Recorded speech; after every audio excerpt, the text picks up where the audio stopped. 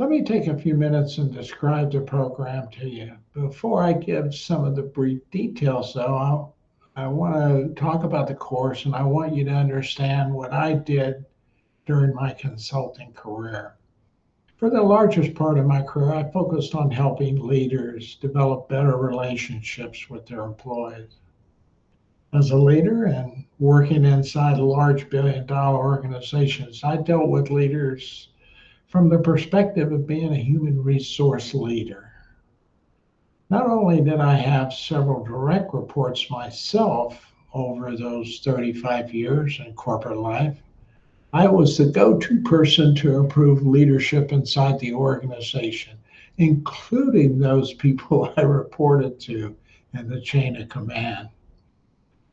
As a consultant, I worked on individual leadership development. Also worked with leadership during things like culture change projects and developing teams, and both internal and remote. I certainly touched hundreds of leaders during my career. Spent a lot of time developing my own leaders working for me in positions ranging from manager to being an executive vice president. But during my corporate life, I was also accountable for managing multi-million dollar budgets with specific key performance indicators like every other leader in the organization. As a consultant, I also managed other consultants that were direct reports to me, as well as consultants the client hired to work on projects like a full corporate culture change with me. And that was from some of the big four companies. I consider myself an expert on leadership with nearly 50 years in a variety of industries, varying sizes of companies, both domestic and internationally. Now, the last 10 years of my 20 years of retirement, at this point, I've been researching, why I have not made much progress in employees' perception and leadership within companies, which I still see as way below what it should be today.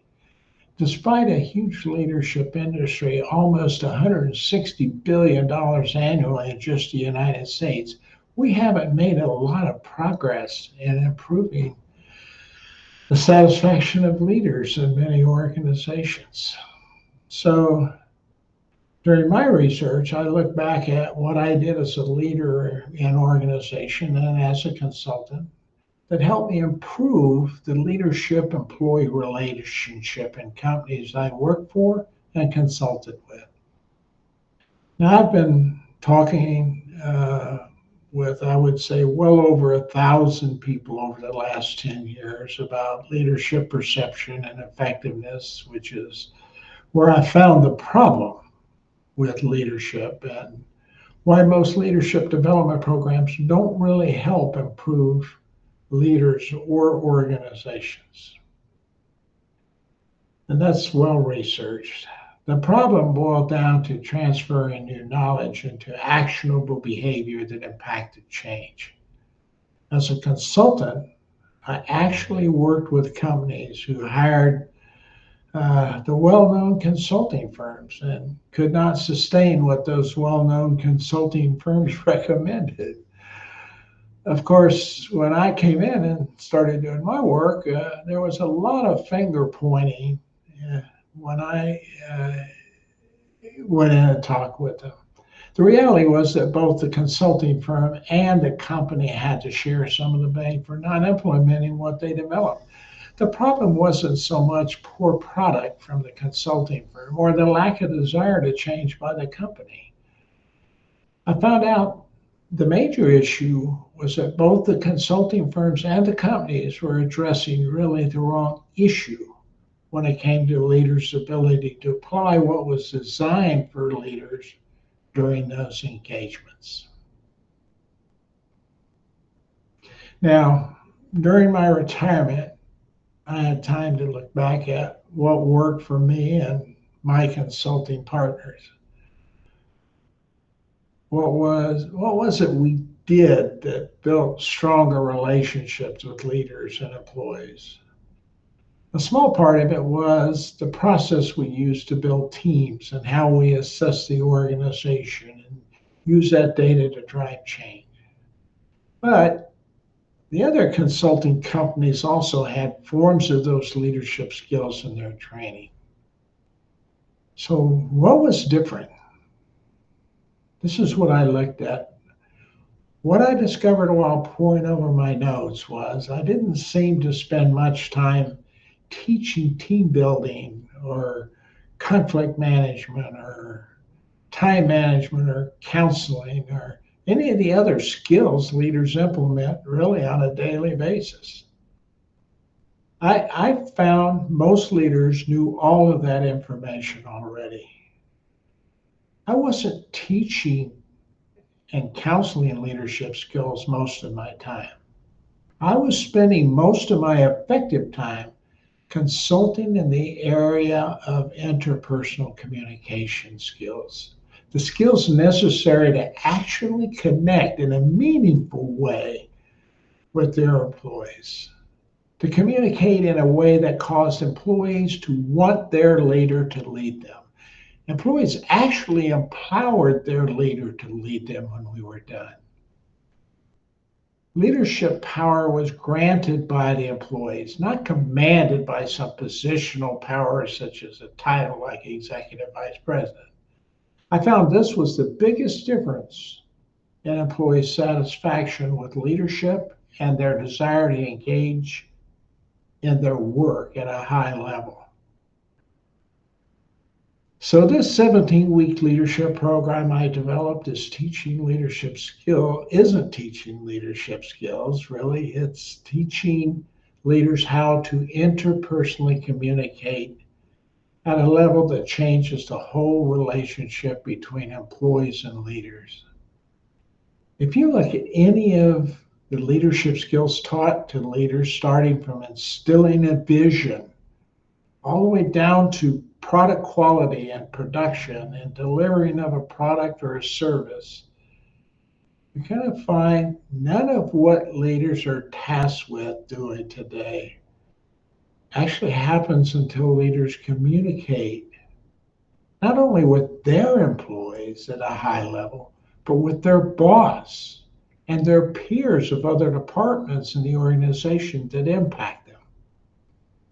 All of these connections are critical as part of a large chain of communication linking pins, of which leaders play a large role in connecting the whole organization internally and also with customers who account for the business of the success.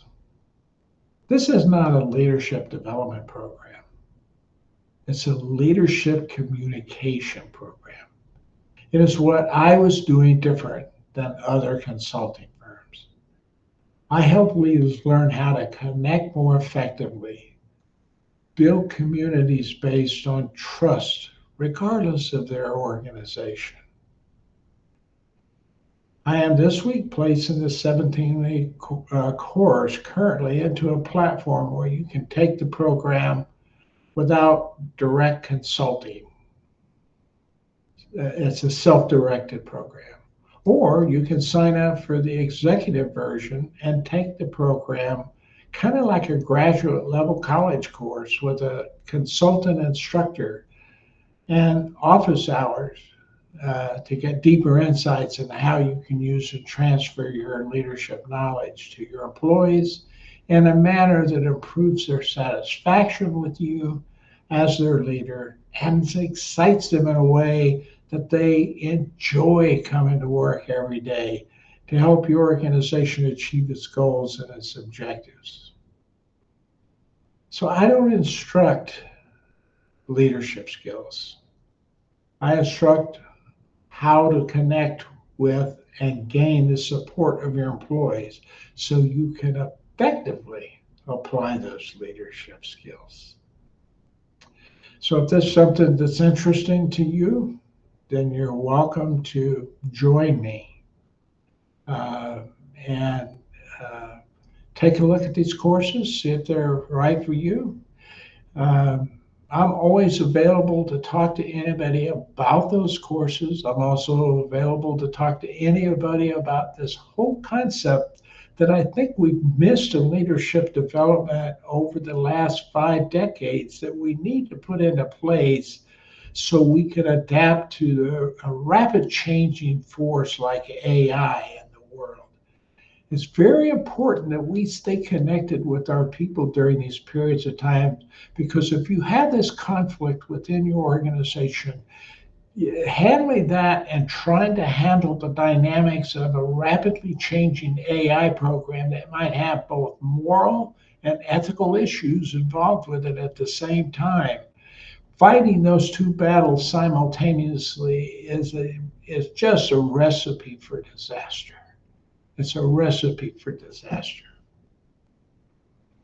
So I'm encouraging you to consider this concept. There's a lot of programs out there that are exciting that leadership development people are putting into place. And every one that I noticed, everything that is involved with their programs involves leaders connecting with their employees so that it can get done. What is not in most of these courses, and it's not their fault, these are good people and they've designed great courses. This is something we have not taught people. We just assume that this is a level of skill that people have already. It's almost like we take it for granted that people can talk to each other and connect. It's not the case. It's something we need to go back and look at and begin at even at the high school level and start teaching people how to connect with each other more effectively in a way that we have meaningful interaction. It's part of why I think we're struggling in America today. Why, if you look at America as it connects to our allies in other countries, even our adversaries, the ability to connect and in a meaningful way and have a sense of persuasion and a sense of credibility and expertise that gets people looking at you saying, yeah, I want you to lead me. And that's what I tell leaders today. When you have your employees saying they grant you the authority to lead them, they don't want to be led, they want to do their job. And maybe they don't have the skills to lead, and their job is, they need that job, and they're in that job for that reason, but you are their leader. They grant you that authority. That's when you have that kind of connection. When you have that kind of connection with your employees, you will get a satisfaction level that they have with you that allows them to enjoy coming to work every day for you. The clarity of all of the message that you have to put out there makes a significant difference in an employee's ability to do their job effectively. We're just assuming in most cases that if we text message something or we leave a sticky note on a desk or we email you something that you understand that, because in many cases we don't get a feedback loop. This is all of the stuff that this course I teach helps leaders understand. They need to combine this so they can take those leadership skills and effectively apply those leadership skills. It was the thing that was missing. It's the thing when I look back over all those years, the thing that I was doing, I was going, why I see this happening where when I was in there working with somebody and after we got out, it was working fine. They did great. We went back and looked at it a year or even 2 years later sometimes, and yeah, things were still going fine. And their turnover went down. Employees were more satisfied, and the organizational culture blossomed. What was it we were doing? It ended up, as I was looking at it, we had this element of connection. because that was my background. That was my educational background. I had 8 years of education in that area, and I was applying it. It's stuff I picked up as far back as the early mid 1960s when I was in Special Forces as a Special Forces officer with an A team. The kinds of what was it that made us special and unique? Yes, it was a lot of the skills training, but more than that, it was the connection we had as a team. And so I brought that and then combined that with 8 more years of education and communication. I began to see how that connection really made sense for businesses. And I applied it.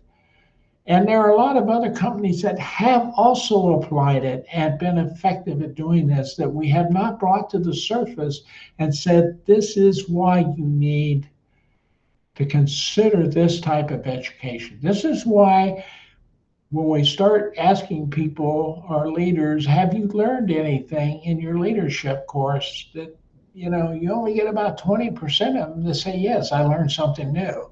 And then only 18% of them are able to convert that into behavior change and actual behavior that makes a difference to the employees, their departments, their organizations, and the organization as a whole. That's all. That is just, there's prolific amount of research showing that's the case out there.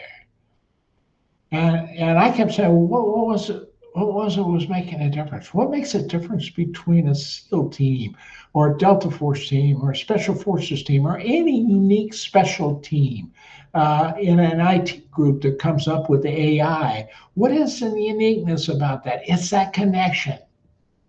If you go in and sit down and talk with them, we connect. I don't see him as my boss. I see him as part of our team that's leading the team, and that's a skill set he has, and we grant him that authority to have that, and we get a hell of a lot done because of it. So that's what I'm telling you. That is the difference. That is what I consider the Renaissance leader issue. This is what, we start thinking new ways, different approaches, something that's different, something that's unique. That was the Renaissance during those days. And I kind of feel like that's where we are now with this is we need a new paradigm shift. We need to see leadership in the true value of its true role. And it's not right now. Right now, we've got people siloed into the department and holding them accountable for product development. That's the wrong role for the leadership. The leader is designed to be that connecting, linking pin in the organization and creates that motivated force that gets that workforce where you need it to be. And they must grant the leader the authority to do that. Because what you're going to find in most organizations is once you stabilize that workforce, you may have several leaders come into that organization. So those leaders have to learn how to connect with those employees in a way those employees grant them the authority to do that. If you do not have that, what you have is absolute conflict, no question about it. Then you have a leadership skill, and most of those leaders will not know how to apply that effectively without connecting with those employees first. Okay, and I saw that time after time after time after time. It was amazing when you go back in behind several other kinds of firms that have not hooked up with this connection piece. Now, there are some consulting firms out there who do that well, okay? That connection is part of their piece. They don't call it that necessarily, but that's part of their piece. So I hope you have an opportunity to work through this. I kind of sort of new on Substack here, so I'm trying to figure out how to do things live and not live. Well, I'm kind of trying to put something on the air that's going to help people kind of putting things together. When I think about our United States government, I think the same thing. I see there is no connection. There is no connection going on out there. And from both parties, from everybody. So, I don't have to lay this on Republicans or Democrats or anybody else, or any one individual. This has not happened across the board, and it's not been happening. It was happening during Biden's era. It's happening during Obama's era. It's been happening on a progressive basis. We've been losing that sense of connection over the last 5 decades. So this isn't something we need to just. This is one of the things we could fix without having to worry about being bipartisan. It has nothing to do with being bipartisan. It has everything to do with individuals and people. So you have a good day. I hope this proves helpful and useful to people in the future. I'm kind of looking forward to getting it onto this platform. As soon as I get it on, I will be putting out an email telling you how to get to it in Substack and LinkedIn and everywhere else. Where it seems like Substack puts it out to all those other places. So that's a good thing. I hope you take this to heart and think about your job when you go in there. Or if you're a leader, think about, am I connecting with my employees? If this is something you want to discuss or talk about either on a podcast, I'm available. If you want to discuss it one-on-one, I'm available. We can get into a video conference, and that it'll be just fine. You have a great day. I hope you please subscribe to what I'm doing. I have taken the paywall off of my subscription. You can just subscribe. You're going to get everything I have available here on my YouTube channel or anywhere else I post anything. You're going to be able to see it. So,